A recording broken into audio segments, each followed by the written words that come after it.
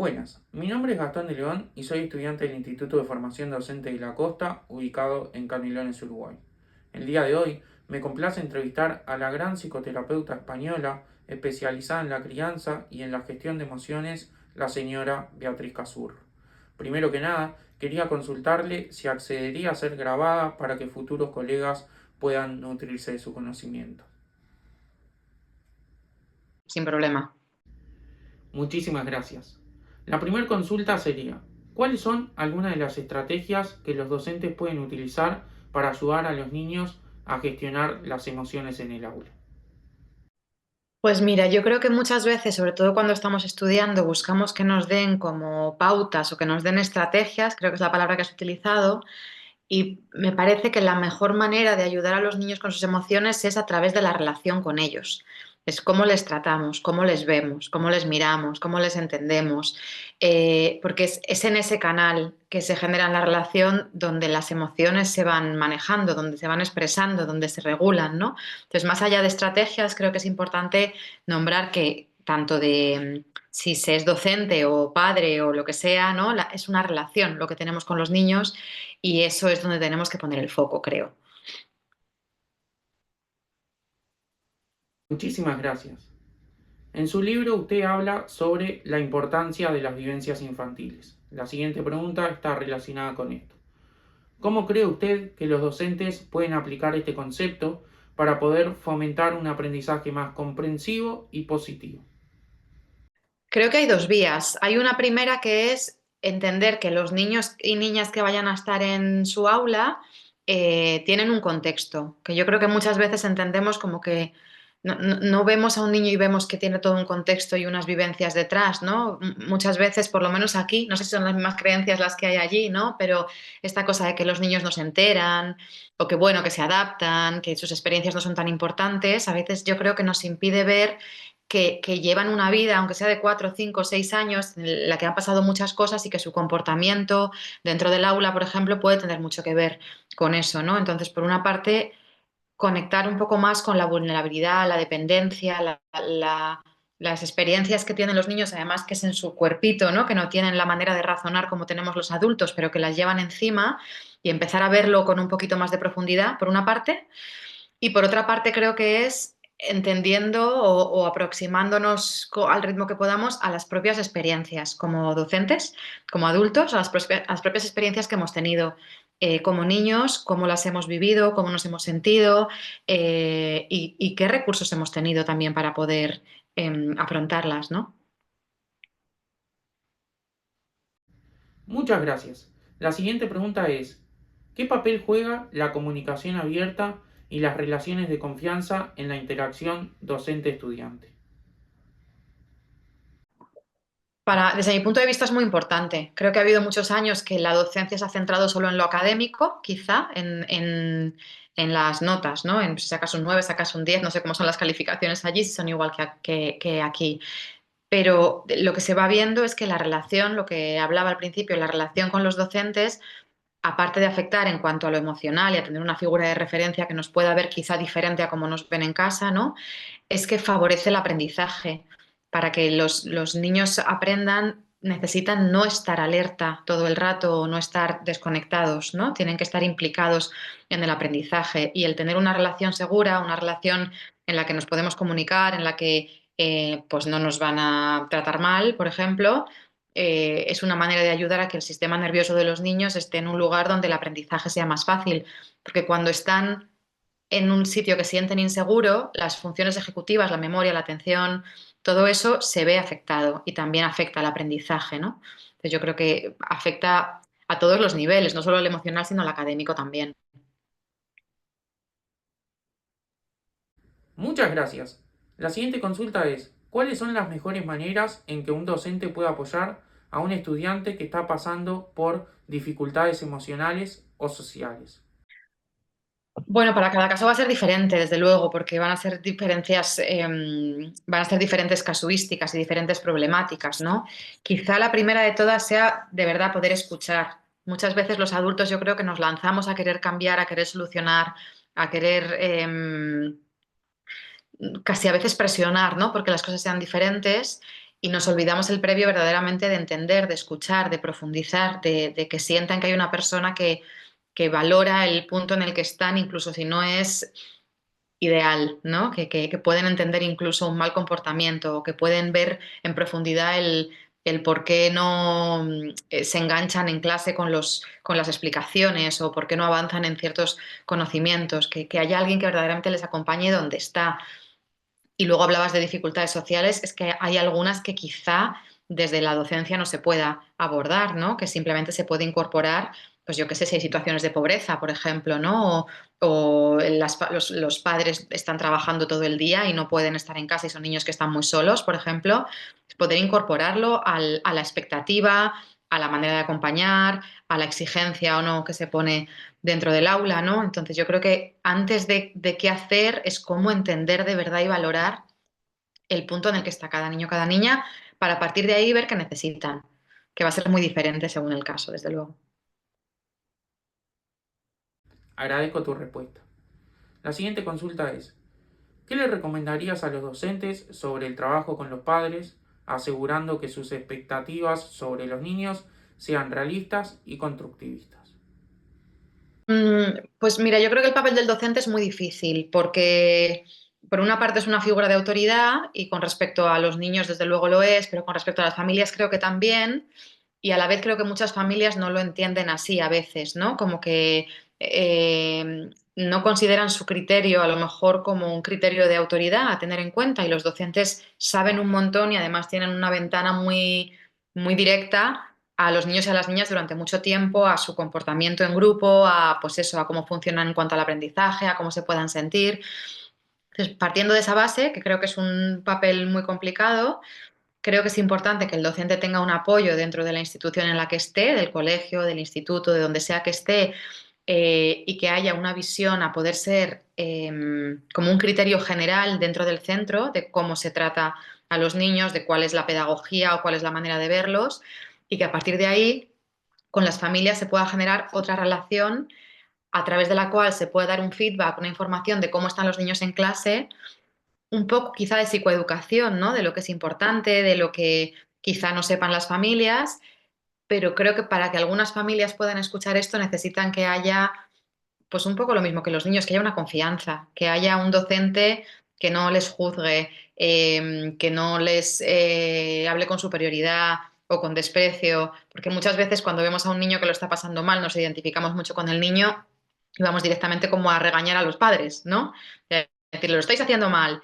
Y a lo mejor lo están haciendo mal, pero el contexto en el que se les comunica y la relación que se genera, lo ideal sería que fuera de que somos un equipo, ¿no? Que los adultos somos un equipo que vamos a ir en una dirección y que tanto los docentes como la institución en la que está el docente va a apoyar el cambio de los padres, ¿no? Ahora, es verdad que hay veces que hay situaciones de maltrato o hay situaciones de abuso, por ejemplo, que necesitan un protocolo aparte porque no, porque hay que proteger, ¿no? A los niños que están en una situación de riesgo. Pero cuando eso no es así, es simplemente como un, pues eso, una mejora que necesitan ir haciendo o un apoyo que podrían dar a los niños, creo que es importante eso, que los docentes aprendan también a entender un poco la situación de los padres y acompañarles desde ahí. Muchísimas gracias. La siguiente consulta va relacionada con su gran trayectoria. A partir de ello, ¿cuáles son algunos de los errores que los docentes cometen normalmente al abordar la gestión emocional y el bienestar de sus estudiantes? Fíjate, yo creo que estamos aprendiendo cada vez más, pero que nos cuesta mucho entender el punto de vista de los niños, como ponernos en sus zapatos, entender lo que significa que una persona regañe o entender lo que significa que una persona te exija lo que no puedes, ¿no? Creo que esa es la mayor dificultad, que muchos adultos no hemos tenido infancias donde se nos haya podido entender bien, se nos haya podido tener en mente bien y lo tenemos distorsionado. Entonces creo que esa es la mayor dificultad, porque una vez creo que esto es general. Una vez que en una relación de verdad ves al otro y cómo lo está pasando, el trato es más amable y la relación se hace cada vez más fuerte. Creo que esa es la mayor dificultad que yo veo.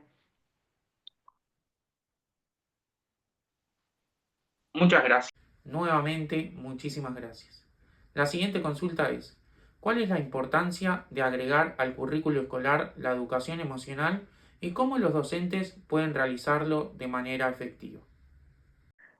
En los últimos años es verdad que hay muchos programas de educación emocional y es interesante poder hablar del tema directamente con los niños y las niñas o hacer dinámicas que a veces se hacen, ¿no? Sobre la tristeza, la rabia, para qué sirven, por qué son importantes, etcétera.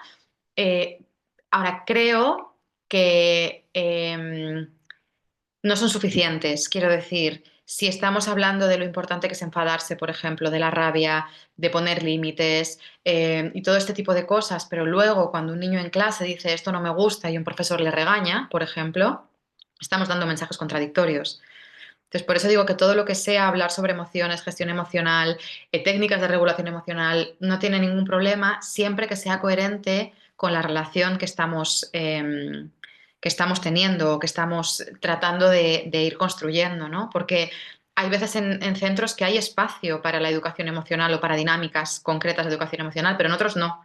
O hay ciertos profesores que no son tutores o que no tienen el espacio suficiente para poder hacerlo y aún así, a través del propio trato, se va haciendo, ¿no? Se va enseñando cómo es estar triste, cómo estar frustrado, cómo es sentirse incapaz y es qué hacemos con esto, cómo lo regulamos, cómo le damos un espacio. Entonces creo que si es coherente con el resto, es muy potente. Si no, si es aislado, pero luego la experiencia de los niños es muy diferente a lo que les enseñamos, creo que es muy confuso para ellos.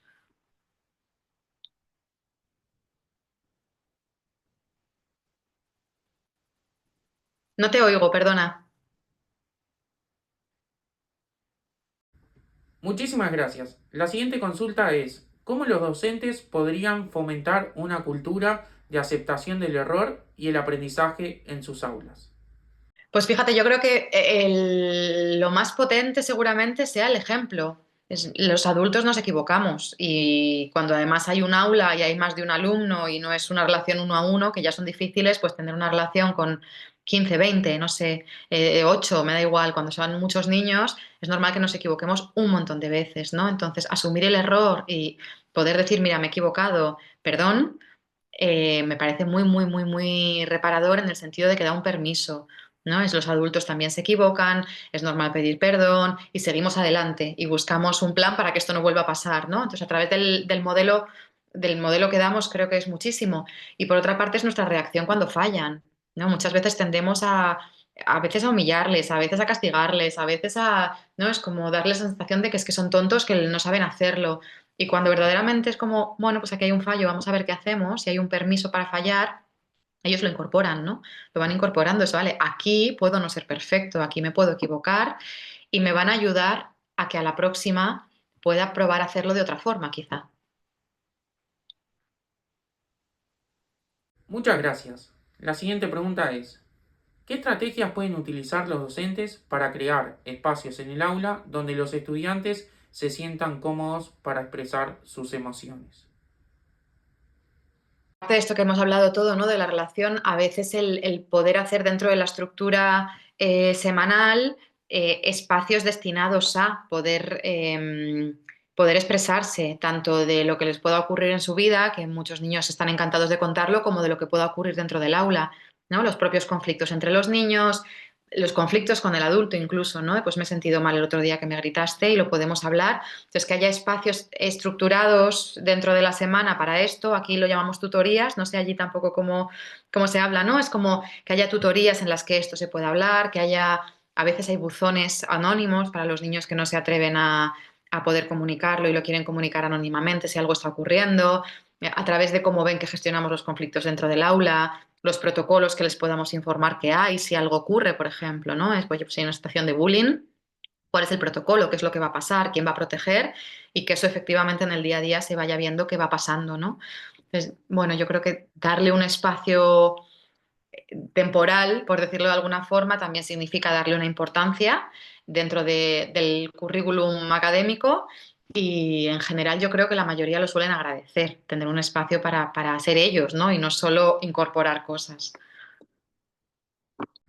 Muchísimas gracias. Finalizando con las preguntas, le quería pedir un consejo para aquellos docentes que quieren mejorar su relación con los estudiantes, fomentando un ambiente más comprensivo y saludable emocionalmente. Quizá empezar por uno mismo. Empezar por reconocer qué tipo de alumnos nos sacan de nuestras casillas, cuáles preferimos, dónde tenemos reacciones que son desproporcionadas. Como empezar por entender un poco qué nos pasa a nosotros, ¿no?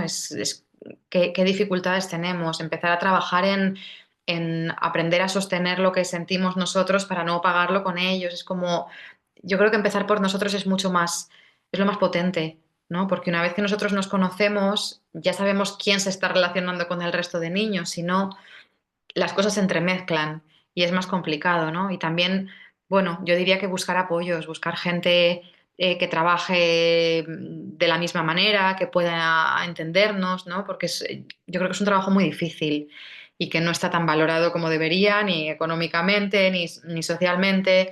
Y es verdaderamente importante el trabajo de los docentes, ¿no? En el impacto que tienen los niños y en las niñas para siempre. Muchísimas gracias. Llegando al final de la entrevista, queda solo más que agradecerte por tu solidaridad y empatía a la hora de poder brindarme la entrevista y también agradecerte por los innumerables conocimientos que nos llevamos hoy. Muchas gracias. Espero que sea de utilidad. Muchas gracias.